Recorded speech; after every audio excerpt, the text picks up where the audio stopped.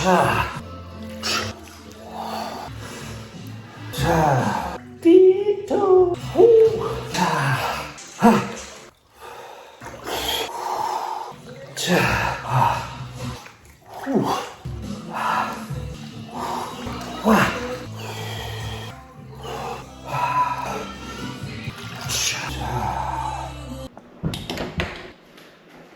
Good morning, everyone. Turn the light up here.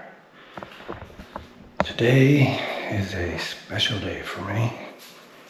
It has been 60 days since I started doing cold plunge and my box plunge.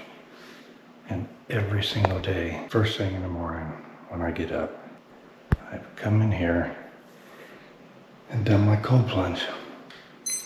But I can tell you, it hasn't been easy.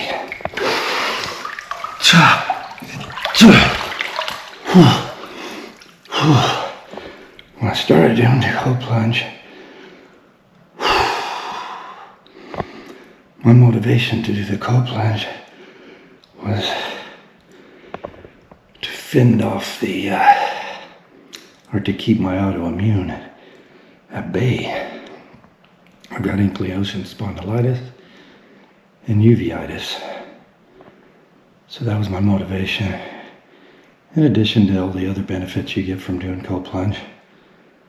But that was my main motivation, and I can tell you,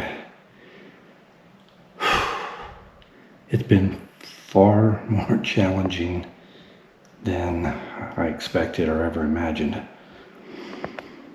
But I've done it every single day. And during this time,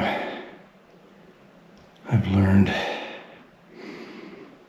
I don't know if they're tricks or some techniques or I don't know what you'd call it, but ways to get me through it.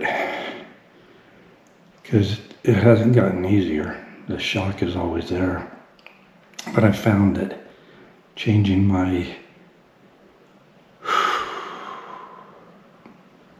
way I look at this makes it a lot easier.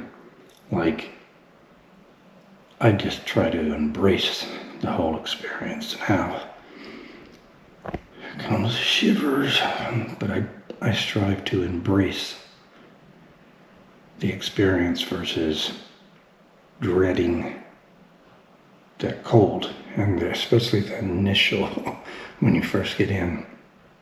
That has not gotten easier at all.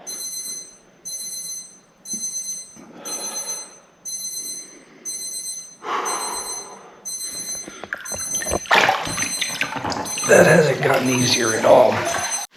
So the first few days of doing the cold plunge sucked.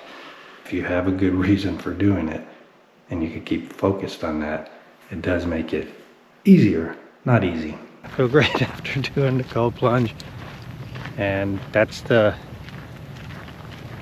reward of suffering through a few minutes of cold, and then I just have this elevated mood boost. I don't know what you'd call it. Adrenaline? What's the adrenaline? But it's elevated mood boost, whatever it is. Less pain, less inflammation. Just everything is good. He loves it so much. I do. His suffering gives him great joy. Yeah, it's just a It's a love-hate few minutes of suffering. Yeah. But and everybody's different, so Steph can stay in there for indefinitely, I think, until she gets bored. And then some people like me, we're just gonna have to suffer for a little while, but you only need 11 minutes per week, and Steph could get it in one day, and it might take me the whole week to get it. I'm just thrilled that I have that box plunge, and I'm getting to do this because I love it.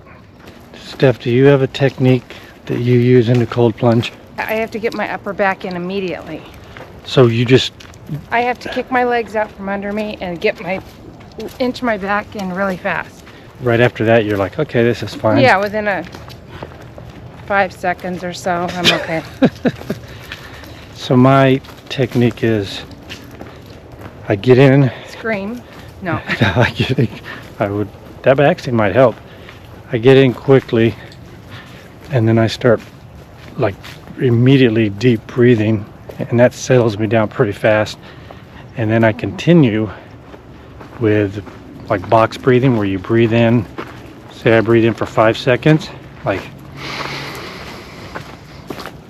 hold it for 5, exhale for 5. I'm not doing it perfect right here walking. And then after the exhale, hold it another 5, and then you keep doing that. So it's box breathing, and it takes my mind off of how cold it is. And next thing I know, the cold plunge is over. If you're like me, and it's very intense, give that a try. If you're like Steph, where you just once you get in, you're fine, I guess you really don't have to do anything. It's like just getting into a bathtub. What helps is I have to have an audiobook, and lately I use my phone, and I can have a handout and I'll play a game on it or something. I go in 6 minutes minimum, so I need something in there, otherwise it's too boring and I want out. I seen one day it was 12 minutes on the timer. Yeah, I did a 12-minute one the other day. I looked at that. My book was so good, I didn't want to get out, and I was fine in there, so I figured I'll just do it. See, I don't do it every single day like he does, so. Yeah, but you get probably more minutes in a week than I do. Probably. Another thing too is I don't do it first thing in the morning like he does. I wait until, before breakfast, after I've had coffee, where I'm at least awake and can enjoy it. It wouldn't be enjoyable to me to just first thing at all. So. I'm not gonna say that it's enjoyable for me first thing, but you should try it in the afternoon, or a little bit later. I like what it does to me afterwards, though. I like the mood that I get into. I like the energy that I get afterwards. You love the discipline also. Yeah, that part's fun too.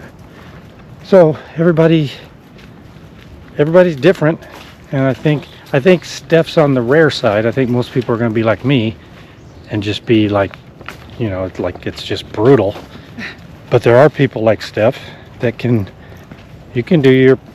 have more versatility. You could do, say you're trying to do 11 minutes a week, you could do it at one whack. As I get to where I could lower the temperature more, we'll eventually get to a point where you'll at least feel a little bit more. Yeah. But you're getting something from it. Yeah. Otherwise, you wouldn't keep doing it. You've got to feel something. Like I do. I feel love. Feel what? Feel love. I do it for you. That's a good reason to do it then. It's for science. Yep. It's a big science experiment. Yeah. Our whole lives You do things with are me. a big so. science experiment. Yeah, I have been fully waxed before, so that was, you can never pay that back. We're going to enjoy our walk and maybe find some brush balls. Okay.